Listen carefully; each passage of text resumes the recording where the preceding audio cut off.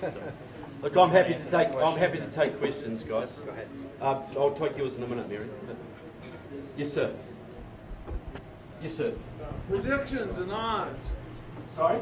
Predictions and odds. Predictions and odds. Yeah, okay. We just gave them. Well, look, I don't underestimate the difficulty here. Like, a lot of people thought Mitt Romney was going to win in 2012. Even I did after the first debate.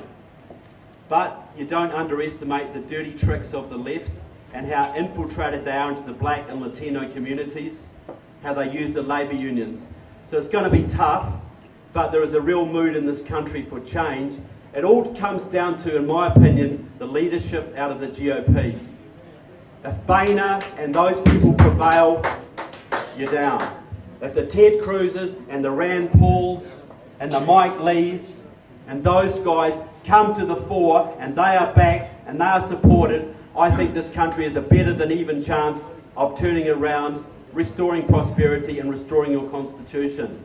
But it really comes down to what you guys do in the next year. You know, there's a real divide in the Republican Party. There's the gutless wonders who dominate, and there's the rebels who are coming up through. And we've got to support the rebels. I'm not just the GOP, but you've got to support those insurgent candidates and stand behind them.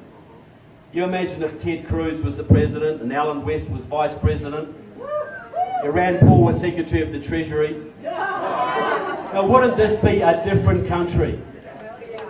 You know, and you would have people, look, there's people all over the world rooting for America. There's money all over the world who would love to invest in America, but they're not going to do it under this regime. So things could change very, very quickly with the right governance.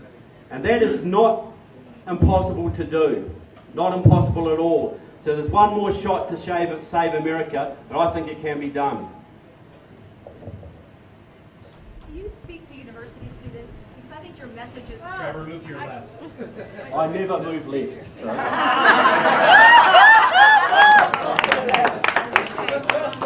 Do you speak to university students? Because I think your message would be prime for those younger minds. I love to do it. I've done it on a few occasions, but I'm always up for invitations. I love nothing better, and if there's a few liberals amongst them, that's great, you know. Because, look, the thing that I think the thing that the young people are crying out for, and the conservative movement and the libertarian movement are crying out for, is passionate, strong leadership. People who tell it like it is. And I don't come here to be mealy-mouthed at all. And young people respond to that. You know, who look back in the 20th century, who remembers Gerald Ford? Who remembers, I don't know, but everybody remembers Ronald Reagan. In Britain, who remembers Ted Heath? But everybody remembers Margaret Thatcher. And who would you want to be if you were a conservative, a young conservative coming up? Who would you want as your role model? John Boehner's not going to inspire anybody. You know, we've got to get that idealism back, and the young people love that. And you know, I've been in this since I was 18. I was a New Zealand socialist. I loved our free milk in schools. I loved our free health care. You know, I thought it was great. I thought America was terrible because you let people die in the streets if they didn't have health care. But at the age of 18, my senior year in college, my senior year in high school, I had an economics teacher, and he was the only free market teacher in New Zealand, in my opinion. And he educated me on the free market, the law of diminishing returns, supply and demand, and I grooved on it. I understood, but I still thought you use the free market to create the wealth and then you give it to the poor people. I couldn't shake that socialist mentality. But then about 18, when I was 18, a friend of my father's left a newspaper at my house, and that newspaper had a double-page spread in the middle about Ayn Rand, it was something about capitalism, the only system suitable for the life of a moral being, a moral man. You know, and that, wow, you know. And that article changed my life. You know, because I'd always thought capitalism was the best system, but it wasn't moral.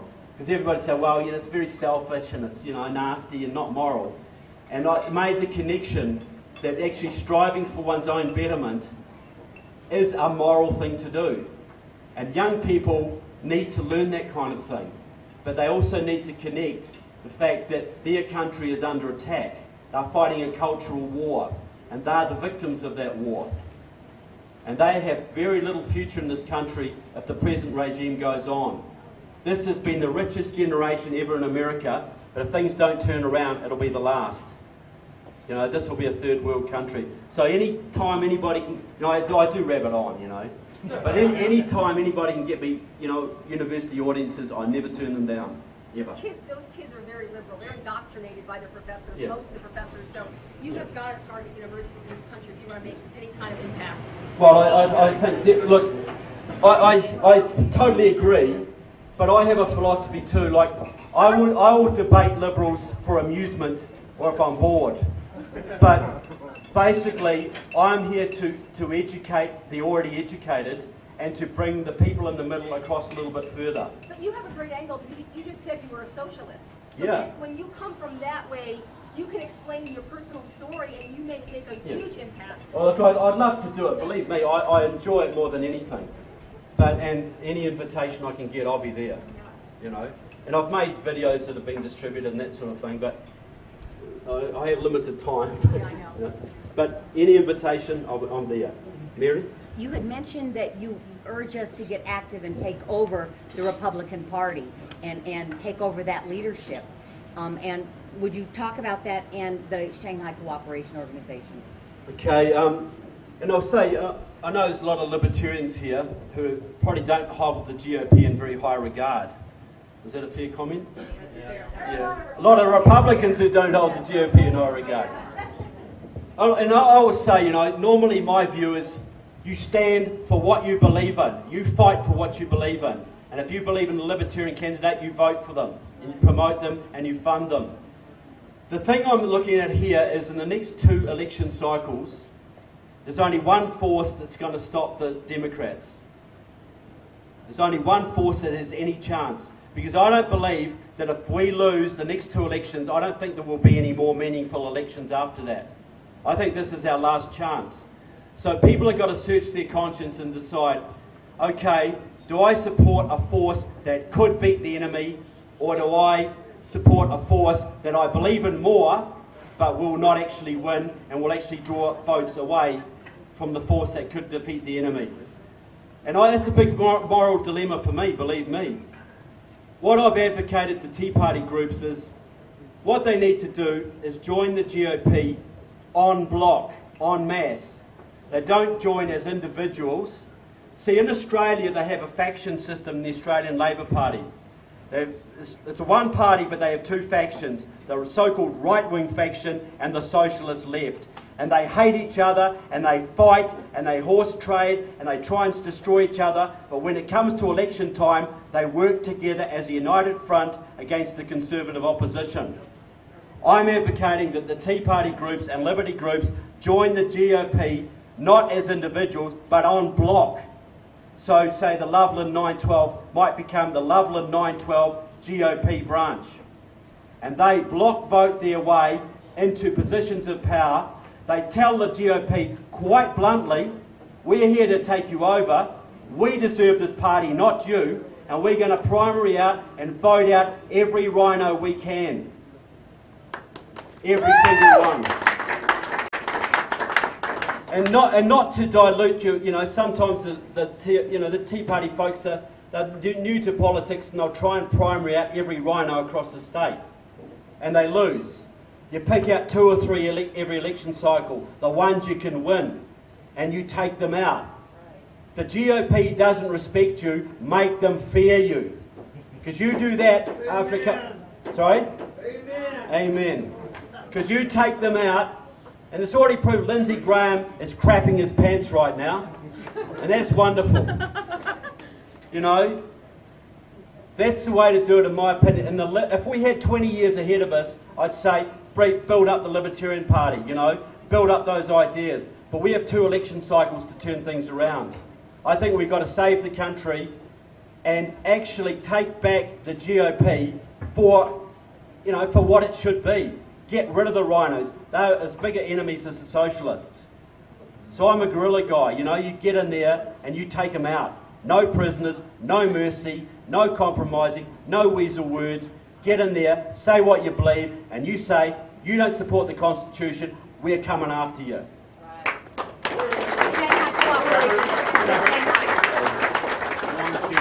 Yeah. Yes, sir. Are you familiar with the election rigging laws that were passed here in Colorado? Yeah. So with some of them, yeah. So do you Are think... 16? Can you pre-register to vote? I'm a little older than 16. Barely older. That's gray hair, not blonde. But yes, a 16-year-old. So given that they've already rigged the rules, kind of like they rigged the rules and that they fund themselves through our efforts, not through their own, is it possible to take back Colorado as long as those rules are in place? Well, obviously that makes it harder because they're going to be getting in the high schools now pre-registering Democrats. It's not just that. They have recall elections that they talk about gypsy voters now because as long as you're registered to vote in the state 22 days beforehand, anywhere in the state. And as long as you intend to move down there. Well, Regina and friend Bill are promoting the idea at this stage. Well, I think probably everybody in Colorado who's a conservative should intend to move down to Colorado Springs and go down and vote. Oh, Pueblo, sorry, yeah. Huron, yeah. There's two. But look, the left has always tried to broaden the franchise. They want felons voting. They'd have 14-year-olds voting if they could. Everybody, because they know the dumber they can make the electorate, the better their chances. If I had my way, you'd go back to the property franchise. You vote when you own property or serve in the military. That would be my way of doing it. But anything you can do to peel back those laws, anything you can do to toughen voter registration requirements has got to be good. I know what they're doing. It's a pure recipe for voter fraud and corruption. And this is a very good example. The Dems took Colorado, so now they've instituted laws to make it virtually impossible for the Republicans to take it back. They don't fight fair. They play for keeps. And you've got to take the few limited opportunities you've got left to take that back and not let them get back in.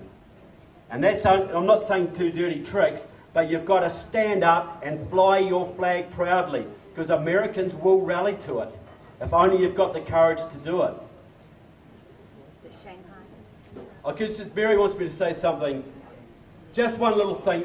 A lot of people don't think America has threats, and they think, well, there's Russia over there, and Putin's all right, and there's China over there, and there's Iran over there, and North Korea. It's all separate threats. Radical Islam. There's this Shanghai Cooperation Organization. Google it. A political, economic, military alliance. China, Russia, Iran. Your allies are united against you, whether you realise it or not. They're far stronger than the Warsaw Pact ever was. So America does have enemies, and if you get weak enough, if Obama is allowed to gut your military, they will take you out, one way or another. The most significant thing Obama said in his entire term of office, when he was caught off mic with Dmitry Medvedev, the Russian Prime Minister, when I get re-elected, I'll have more flexibility to deal with you. Well, he's doing it now. He might have his little tiffs with Mr. Putin every now and then, but he's Mr. Putin's man. One more. Yep. Last question. Yes, sir? So, I don't know if you can hear through the microphone. I wouldn't necessarily identify as a libertarian, but I'm a college student who's really interested in politics. And this sounds like a targeted question, but how familiar are you with Joseph McCarthy and McCarthyism? Yeah, I've studied it pretty deeply, yeah. Okay, great. Because it's frustrating to me to hear that the communists might be behind all of this, in the situation, which is what it seems to have gotten as a thematic element of what you're saying. Sure. Don't they also have the freedom to express themselves, to organize labor unions, to have the ACLU? I think if we look at this in the real problem, if we demonize the communists or just the liberals, we don't look at the structure at large, like the military-industrial complex, or the fact that we can spend so much money on a healthcare bill where no one reads it. I don't see how this is a communist problem as much as it is just a structural problem. Well, look, yeah, you make a valid point in that if it hadn't been for George Bush and Gerald Ford and the things they did to grow the state, the communists never would have got the foothold they have. But I've got to go back to McCarthyism. There's an inescapable fact here that a lot of people tend to ignore, that he was actually correct. 100% correct. Yes. You know, the Venona Project exposed the traffic between the GRU and the KGB to America's agents here. They had FDR locked up. They were running the United States government through the 30s and 40s, right up to the Truman era. And I'll tell you what, when Truman took on Stalin, the communists hated that Democrat. They hated him, man. He was horrible. But okay, I'll compare, here's a comparison. Now, in Sicily, the mafia very seldom stand for office. Would that be correct? I've never seen an open mafioso elected to office in Sicily once. Now, you're going to tell me the mafia doesn't run Sicily? They do, because these guys are acting covertly in concert with the enemies of your country. There's a word we used to use once upon a time. It's gone out of fashion. It's called treason. It is where people act with the enemies of their own country to change the internal policies or betray their country. These people are agents of Cuba.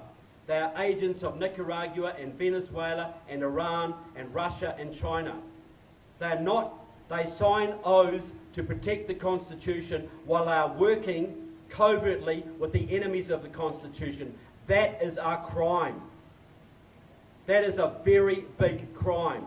Now, I'm not saying they don't have a right to organise labour unions, to stand openly for office. All that is perfectly true. But they do not have a right to illegally operate and covertly operate with the enemies of this country to destroy this country. That is a very big distinction. Would you then be willing to grow the military in order to protect our freedoms as you're speaking? Well, that's a bit of a strange... The military is the single largest expenditure of the United States. Well, look, how is that relevant? In World War II, the military was far bigger proportionally than it is now because there was a need. You're going to tell me that they should have cut back the military and let Hitler overrun Europe. The big problem is, now I'm not saying the military is perfect and they don't waste money. I've been in the military. I've seen the waste. But the military-industrial complex does have its uses. Europe would have been under Soviet domination. All of Asia would have been under Soviet domination. All of Africa would have been. All of Latin America would have been, if it hadn't been for your military. You've had a bloody good deal out of your military, to be honest. And I ain't saying it's perfect. I ain't saying it shouldn't be reined in sometimes. But you don't throw the baby out with the bathwater. You know, people who say, well, Mr. Putin's a Christian and he'll save us from the Muslims. And, you know, we should look to him because he's actually more American than we are. You know, the guy is a KGB man. He grew up hating America. He was humiliated by Reagan in the 80s. The KGB runs Russia. They were humiliated by Reagan. Do you think they love your country? Do you think they wouldn't take you down if they got the opportunity? Do you think they're not working with China and Iran and North Korea every day of the week to exploit every weakness you have? You've got to get in the real world sometimes. Big fish eat little fish. If you want to become a little fish, you'll get eaten. And if you want to get eaten, that's fine, but I'm next. You know, so I'm not a neocon. I don't think America should police the world, but America should protect itself. You're sitting on the greatest pile of treasure and wealth in world history, and if you think people don't want to take it off you, you go out and put a big sign on your yard. I keep jewellery on my premises, and I've got no burglar alarms, and I've got no telephone to call the police, and you see how long you last. And no guns. And no guns. So, you know, look, I appreciate where you're coming from, sir, but I got to say, you need a military. You need to keep it under check, but you can't do without it if you want to stay free, because there are bad guys out there. Well, Well, now we have like 3 questions. Okay. All right. We're going to have Well, to... keep I'll going. buy this fellow a book if somebody wants, if he'll promise to read it. I have a follow-up question to this question. Sure. You've made the comment that New Zealand needs us Yeah. militarily. Yeah. Why doesn't New Zealand and Australia and all the other free countries take care of themselves? Yeah, well, it's a very good point. And I'll look back to, there was a revolution in this country a couple of 100 years ago, right? And a country called France came in to save you guys. You would have lost that revolution if France hadn't stepped in to help you. There is such a thing as fraternal bonds. Right. Now, A couple of years later after that, in 1789, when they came to ask for us to come help them, we said no. Okay. I'm not saying, look, we're living in a grey world. Nothing's black and white, unfortunately, or not very little. Look, I'm not saying America should police the world and have military bases in every country. But like in the old days when you had a fort in Indian territory, you didn't just have the fort, you had outposts all around the fort. Because you wanted to know the Indians were coming before they got to you and started firing fire arrows into your fort. America needs some security presence in Europe because you're dealing with Russia and China. You need Israel in the Middle East because they're the best intelligence gathering operation you've got. They keep a better eye on the Iranians than anyone does. You need some allies and you need an overseas presence. I'm not in favour of foreign aid. You can stick your foreign aid. But I do believe that America and any free country needs allies. And I would tell you what, if New Zealand could go it alone, I would. I would. But the reality is we're a tiny little country in the bottom of the South Pacific and we need friends. And as Reagan said, peace through security. If you've got allies and you've got arms and you've got friends, you don't have to worry about the bully boys. But as soon as you split yourself off, you are in danger. So we do have to stand together, in my opinion. But you said that your country and Australia have nuclear pacts that don't allow our No, carriers... anti-nuclear. We don't allow them. Make the Yeah. sign in blood. Well, I want to overturn that. I'd be quite happy to have American, warships in my harbours. I'd be quite happy to have nuclear reactors in my homeland. I regard it as a crock of crap, this anti-nuclear thing. But we have fought with you guys in 2 world wars. We made a mistake. We dropped the ball. But basically, we share common values. And if Israel got annihilated in the Middle East, that wouldn't make America safer.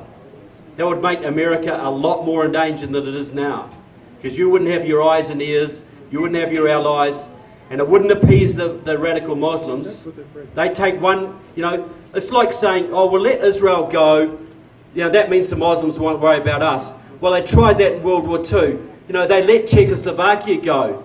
Did that appease Hitler? Straight on to the next one. Give them one domino, they'll take the next. Can I listen to that tape that you have? Sorry, man? Can I listen to that tape that you said that you have? What? Oh, of Eliseo Medina, of the immigration reform. Yeah. It's on my blog, I'll give you the link to it, but it's also in my book. I transcribe it and show where it came from. But it's, I can give you come to me later, I'll give you the blog link and you can see it. Keywiki.org. Yeah, why don't you tell us your website? Okay, well if you go to Keywiki, Keywiki, that's my online encyclopedia of the United States left. It's like Wikipedia. There's 63,000 files on it. Congressmen, senators, anarchists, radicals. And you go to the file on Eliseo Medina, and I've got the YouTube video on the file where he openly says it. Keywiki. .org. But I also have a daily blog called TrevorLoudon.com, and I have a lot of stuff on that. And just my claim to fame too is I'm the guy who originally exposed the links between the communist in Hawaii, Frank Marshall Davis, and Mr. Obama. And it was me that originally exposed Van Jones, the communist green job czar in the Obama administration. So I've got a bit of a track record. So, oh, take one more. The current debate over Obamacare and the Republicans fighting over defunding it and then getting blamed for shutting down the government. Yeah. What's your view on that? Look, I would be hardline. I'd be trying to defund it. I would use, look, every one of those congressmen should be subject to your pressure. And what's that idiot? And you've got one who's Regina. Who's the local guy that's just backed out of the meeting the other day? Yeah, Corey Gardner. Call him. Call him. Get on his case. Look, you would have comprehensive immigration reform now if it hadn't been for the pressure on the House. They are so scared. You know, and that same thing needs to happen with the defunding of Obamacare. Hold it up every possible way you can. Sabotage it. Use the House to defund it. It's perfectly constitutional. They override the Constitution every chance they get. Why shouldn't you use the constitutional powers you have to shut down an unconstitutional measure or an unethical measure? Yeah, look, you need to put, that's one thing you can do, put your pressure on your reps to stop that. You know, especially Corey Gardner. Is he here tonight? I doubt it. Thank you very much, folks. Please.